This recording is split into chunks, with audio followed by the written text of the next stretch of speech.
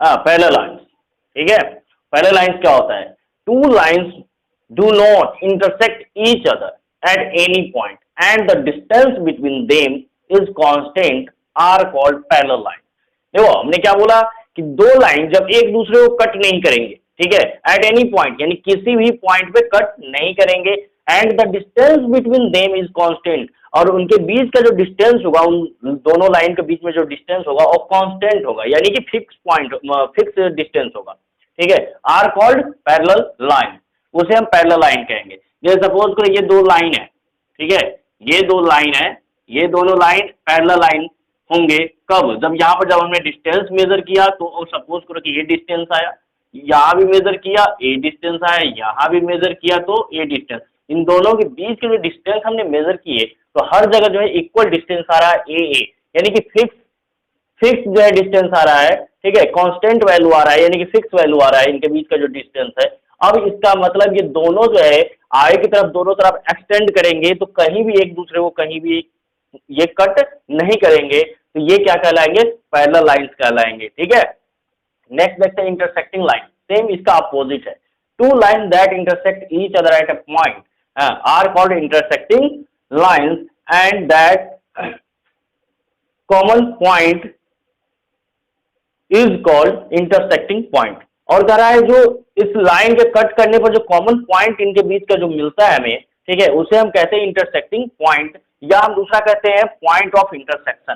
Clear है student? यहाँ पर हमने इसको हाईलाइट कर दिया है। इंटरसेक्टिंग पॉइंट जो है इसको ब्रैकेट में जो हमने ये लिखा है इसको अदर हम ये बोल सकते हैं पॉइंट ऑफ इंटरसेक्शन भी बोल सकते हैं, या इंटरसेक्टिंग पॉइंट कहते हैं। देखो तब इसका यहाँ पर हम समझते हैं, जब दो लाइन एक दूसरे को क्या किया? इंटरसेक्ट किया, किस पे? एक पॉइंट पे, हाँ, तब ये दोनों लाइन क्या कहलाएंगे? इंटरसेक्टिंग लाइन कहलाएंगे।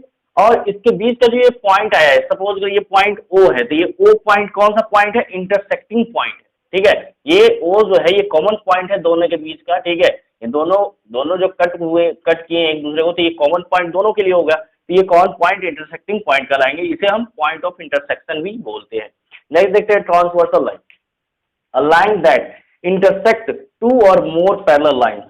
कह रहा है एक लाइन दो या दो से अधिक पैरेलल लाइन को क्या कर रहा है? कट कर रहा है एट डिफरेंट पॉइंट्स, अलग अलग पॉइंट पे, इज कॉल्ड ट्रांसवर्सन लाइन।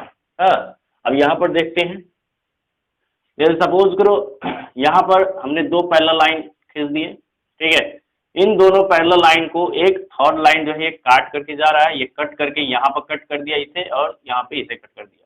और भी ज्यादा हो सकते हैं, कितने भी पैरेलल लाइन हो सकते हैं, बस उसको अगर अदर कोई लाइन मतलब कट करके जा रहा है सभी पैरेलल लाइन को, तो जो अदर लाइन होंगे वो क्या कहलाएंगे? ट्रांसवर्सल लाइन होंगे। ये अलग अलग डिफरेंट पॉइंट पे ये सभी पैरेलल लाइन को क्या कर रहा है? कट करके पास हो रहा है, ठीक है। तो ये जो अदर लाइन है ये हमारे अदर लाइन ट्रांसवर्सल लाइन कहलाएंगे, क्योंकि ये सभी पैरेलल लाइन को अलग अलग पॉइंट पे कट करके जा रहा है। वही चीज हमने देखा है कि line that intersect two or more parallel lines at different points is called transversal line। next देखते हैं perpendicular lines। perpendicular lines क्या होते हैं? two lines that intersect each other at right angle are called perpendicular lines। यानी कि यहाँ पर हमने क्या देखा कि दो लाइन एक दूसरे को इंटरसेक्ट कर रहा है, कितने के एंगल पे? राइट एंगल, यानी 90 डिग्री के एंगल पे कट कर रहा है। तो राइट एंगल पर दोनों को एक दूसरे को कट कर रहा है, यानी ये लाइन इसे 90 डिग्री के एंगल पर कट कर रहा है, और ये लाइन जो है इस लाइन को 90 डिग्री पे कट कर रहा है, यानी दोनों एक दूसरे को राइट एंगल पे कट कर रहा है, यानी दोनों लाइन क्या कहलाएंगे?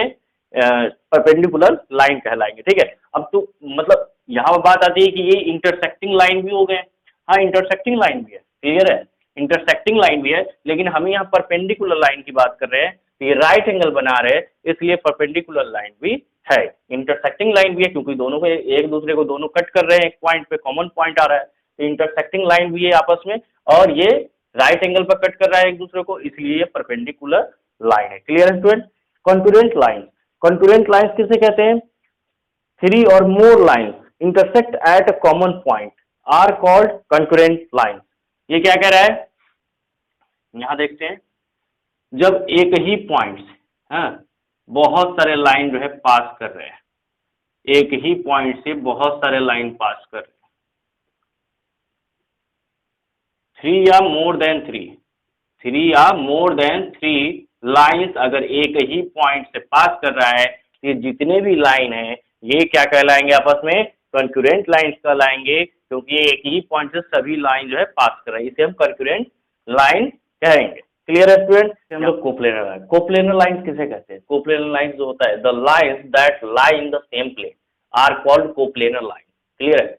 यानी कि इसमें क्या कहा गया है कि अगर एक ही प्लेन में जो सभी लाइन जो है लाई करेंगे, वो सारे के सारे लाइन जो है क्या कहलाएंगे, कोप्लेनर लाइंस कहलाएंगे। जो सपोज करो यहाँ हम एक प्लेन बनाते हैं, इस प्लेन में एक ये लाइन है, ठीक है, दूसरा ये लाइन है, ठीक है, ये दोनों लाइन क्या कहलाएंगे, कोप्लेनर लाइंस कहलाएंगे, क्योंकि एक ही प्लेन में ये लाइन लाई कर रहा है, तो ये कोप्लेनर लाइन कहलाएंगे।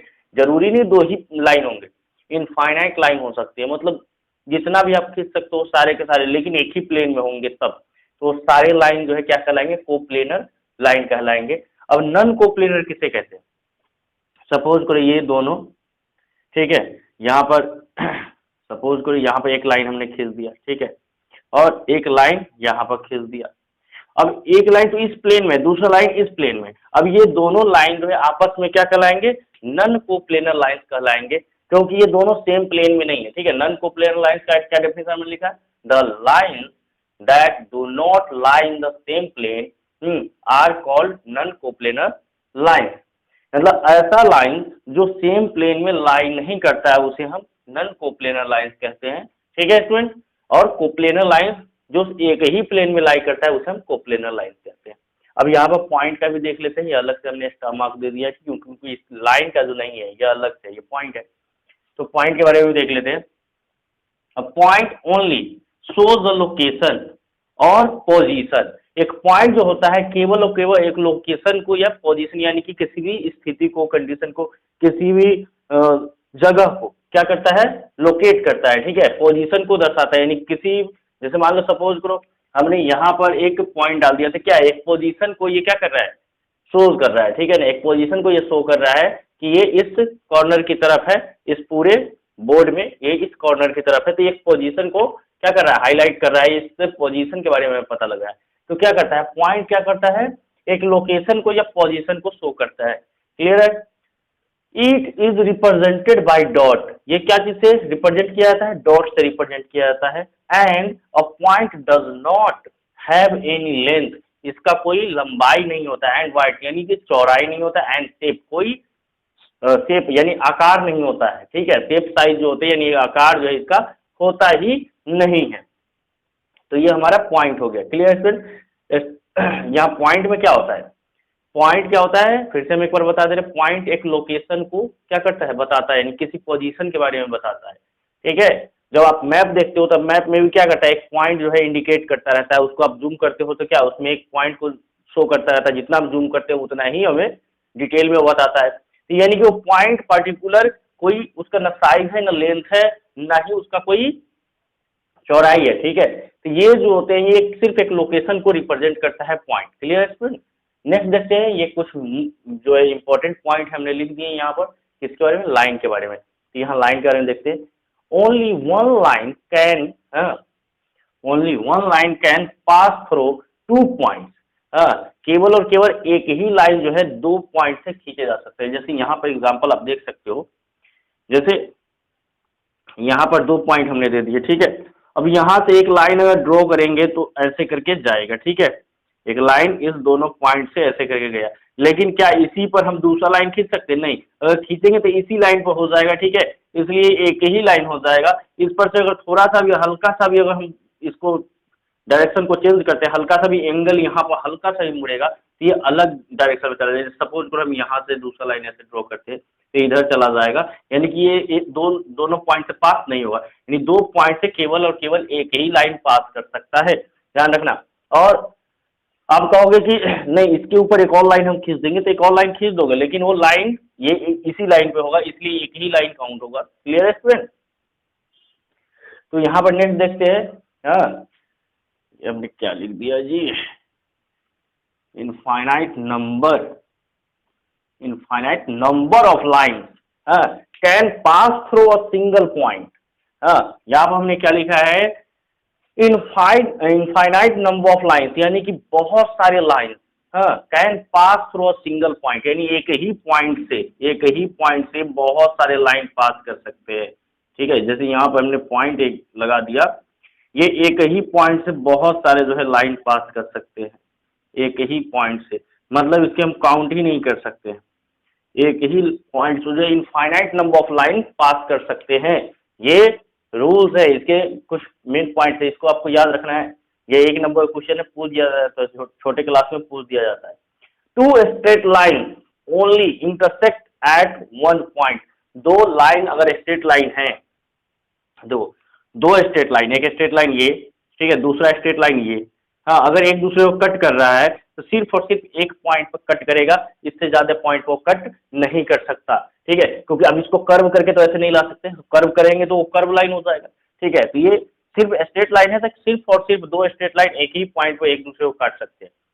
Next, there are infinite number of points, there are infinite number of points on a straight line, यानी कि ये बता रहा है कि एक स्ट्रेट लाइन जो होते हैं, एक स्ट्रेट लाइन जो होते हैं, इस पर इनफाइनाइट नंबर ऑफ पॉइंट्स होते हैं। ये हर जगह जो आपको पॉइंट ही मिल जाएगा, इनफाइनाइट नंबर ऑफ पॉइंट्स मिलेंगे। इनफाइनाइट मतलब इसकी कोई काउंटिंग नहीं की जा सकती, क्योंकि ये जो है इधर भी बढ़ेगा तो इसकी काउंटिंग की नहीं जा सकती। इनफाइनाइट नंबर ऑफ पॉइंट्स होंगे एक सिंगल लाइन पे, सिंगल स्ट्रेट लाइन पे इनफाइनाइट नंबर ऑफ पॉइंट्स होंगे। क्लियर होगा स्टूडेंट? यहां तक हमने आपको समझा दिया। ठीक है, यहां तक आप समझ चुके हो। अब इसके आगे हम जो है नेक्स्ट देखेंगे टॉपिक एंगल के बारे में। ठीक है, और अगर आपको इसमें कोई अभी भी कंफ्यूजन है तो आप इसको या तो दोबारा देख सकते हो, समझ में आ जाएगा, या तो आप कमेंट कर सकते हो कि कहाँ पर आपको प्रॉब्लम हो रही है समझने में, तो हम उस पर भी एक नया वीडियो बना देंगे। Clear student?